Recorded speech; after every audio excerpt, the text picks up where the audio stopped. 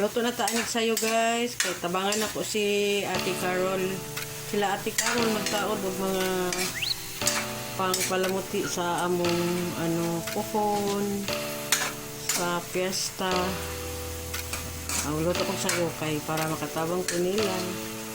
And guys, buto-buto ng chicken.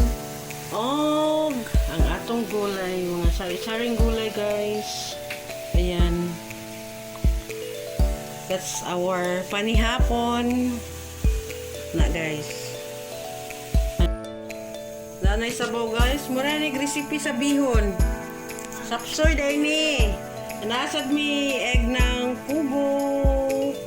Ayan, isagol later. Egg ng pugo yan guys. Naon ni nanan, bukal na. Tataon na to ning mga buto-buto kay sinanay. Wait, may sabaw. Oops, ayan na guys ang ating mga mix gulay. Mix na lang ta guys. Iplado na. Mga ng chicken.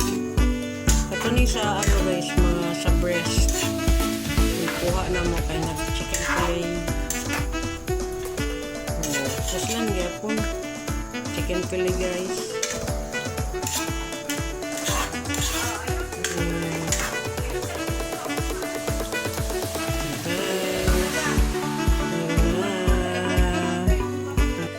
Og ato na ibutang ang ating maliit na quail eggs guys. Itlog ng pugo. Ayan, ready na ang panihapon.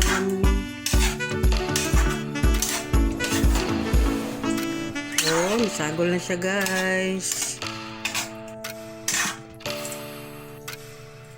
Sapsoy nga daghan kulang nga gulay. Oh, nana ang quail eggs guys.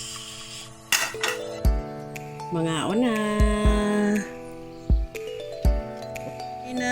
Maabot si Ate Abby ug si Jay, dalawang bowl guys.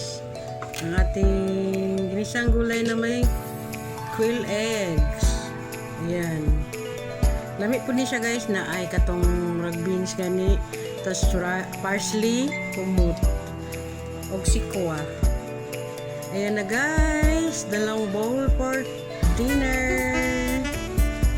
Ayan, ready na ko kay makita mi nila Ate Carol.